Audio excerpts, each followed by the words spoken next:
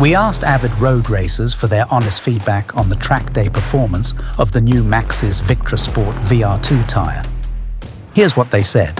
Hi, my name is Jonathan Lugod. I'm Aaron Gong. My name is Bill Hinomoto. My name is Eli Mansour. I drive the Shaftworks USA 2023 Subaru BRZ. I drive this 2020 Subaru BRZ. I drive a 2017 BMW M2. I drive a 2003 E46 wagon. Lap time consistency is fairly consistent. I would say the first 4 laps on both tracks were probably around its quickest. They start to taper off within a second after lap 4.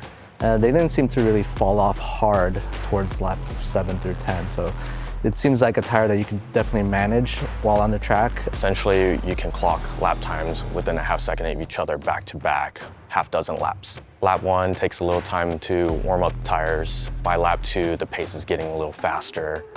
By lap 3, I'm getting the peak time. And essentially, you can hold that peak time within a quarter second for the next 2 laps.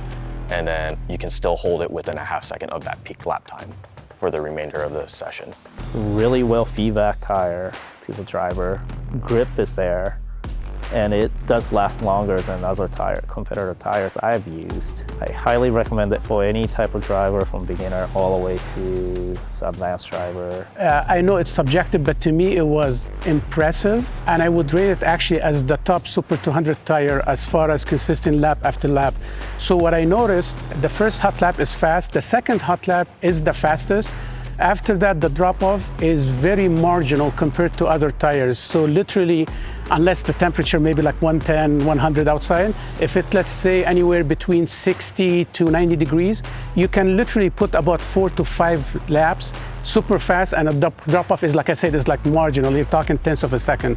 In terms of braking performance, it's very consistent. I can tell that there's a lot of grip coming into the corner, hitting the brakes. That gives a lot of confidence knowing that I have the brake modulation to continue trail braking towards the apex. It's very progressive. You're able to control without triggering ABS. You're able to carry a lot of speed on corner entry. You can essentially cut the distance of the braking zone by a significant margin. It doesn't change the braking point as much as other competitor tires, and it stops really well. Horizontal grips were really great. When you hit the brake in certain areas, for example, racers will understand that the off-ramp in Bon Willow, our cars are famous for going into a ice mode. So I know it's with it, it kind of minimizes it, even if you get it. If you had to kind of like swing it or adjust it, it's very predictable and it gives you feedback under braking. Corner performance, I'd say the tire has a lot of braking and acceleration grip. I'd say on the lateral side of things, mid-corner, it has a fair amount of grip, probably not as peaky grippy as other potential tires. But I would say on a whole, it's a very well-rounded tire. It's something that you can confidently come into a corner, lean into the tire, know where it's gonna go, and that's how you can stay consistent. For me, I'm able to carry a lot of entry speed and adjust the mid-corner, and the tire is able to respond depending on how I want to adjust for that exit. And once you're on full throttle on exit, the tire really just wants to just carry all that speed. In terms of exit, it's very clean. It was very direct. It felt like sidewalls were really stiff compared to others. Slip angle was smaller too, so whatever I demand, it's very easy to make an initiation of it. And yet it grips really well lateral. Very predictable, very, very crisp, like you can feel what the car is doing. Mid-corner, it gets loose a little bit, you have to kind of modulate it. And at the exit, if I'm completely transparent, the lateral grip in that tire stands above every Super 200 tire that I've driven before. Once you punch it, it does get loose a little bit, but what I noticed, it's more of a power slide than a drift. It keeps pushing the car forward. Handling at the limit, it's very communicative. So I know immediately under heavy braking, the tire starts to make some noise. It kind of gives you that audible feedback. As we're coming into the corner, mid-corner, it is pretty talkative. You can give it more steering angle and it will kind of eat it up quite a bit, let you know that, hey, this is the limit. There's quite a bit of a window for mistakes start to happen, and it's a very forgiving tire. On breakaway, it's very correctable. There's a larger window compared to other tires I've tried, and you're able to kind of learn what you can do with it, and it'll actually teach you to become a better driver. What it's teaching in terms of becoming a better driver is to be able to recognize what that limit is. It's screaming at you, and when it stops screaming, then you know that you're already at the limit and it's probably already too late. But if you're able to notice that responsiveness and communication from the tire, you are able to correct ahead of time, and you won't blow up your lap. It's still consistent and very progressive. It doesn't snap like some other tires, and even when it slides out, it just grips right away. You just make minor correction and it'll just grip. Even overheating the tire, it never felt like I was out of control. When you load the car, especially in a high-speed corner, it does, like at the limit, it snaps a little bit. It's semi-predictable. But what I liked about the tire, it's super easy to control. So even if it slides a little bit, it gives you warning at the edge in there, and you can control it and keep going. So it comes in handy for either like a beginner driver, it's forgiving, or an experienced driver who knows how to modulate it to go faster. Heat cycle performance, I find that the tire comes alive around the second heat cycle.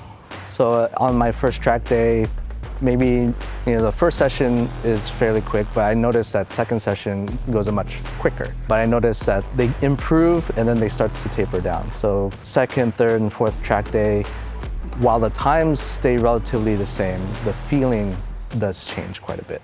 Not in a drastic way where it's negative, but it is definitely different. It's excellent. From track day to track day, you're able to sustain that time. So your peak lap times could be the first track day, and they don't really fall off after that until maybe your 7th track day. And even up to now with 100 laps, I was able to set a pretty fast time at my last track day. So on the first track day, essentially it's the compound release. So it's a little bit squirrely, trying to break in the tire. You'll need to scrub it for at least one session. After that session, you'll get your peak lap time. Then on the next track day, the times may say fall half a second. From there, that you can sustain that pace up until maybe your 4th track day. And then it doesn't really fall off too hard. I would say the highlight is really how many heat cycles the tire can take. As somebody who is casual track day goer, we like to try and make tires last. So to be able to sustain a quick lap time, it may not be the fastest, but it can help the budget for the year. The tires have about 6 track days on them, and altogether I think between 12 to 15 heat cycle. Like I said before, it ran a 120. We went 2 weeks ago, 90 degrees, same configuration. After 5 track days, it was the 6th track day, I believe, it ran a 121 in like scorching heat outside. The drop-off was 1 second, which is rather impressive. I did not expect that. So all in all, it's the tire, it seems like longevity is gonna be really nice for us, track car drivers or racers or whatnot. The type of driver that would like the VR2 would be your track rat, a guy that's constantly at the track every weekend. It's a tire that inspires wanting to go fast, and it doesn't punish you when you go over the limit. And so because of that, you can keep pushing the limit and stay on the track and learn to go faster. And I believe that the faster advanced drivers would also like the tire because it's so playful. You can really push the limits, and maybe the lap times may not go faster, but you could definitely have fun doing it. Somebody who's looking for a double duty tire, this tire can withstand a lot of heat cycles as well as have a pretty quick pace. So you're able to drive it to and from home, straight to the track, and then drive back on the same tires. It's really hard to compare to the other faster tires where they might not make it through the day. The benefit of a tire for, say, an amateur would be a quicker pace, for sure. For an immediate driver is learning to find the limit of the tire, since the tire is able to communicate to you. And for the advanced person, it would be able to have a tire that lasts quite a while compared to other. Maxxis VR2 on street, just regular daily driving, was very quiet compared to other tires. Obviously, it's a 200 tread wear tires. It's not as loud as others, pretty comfortable. Also, the sidewall feels pretty stiff, but even small bumps didn't bother me at all.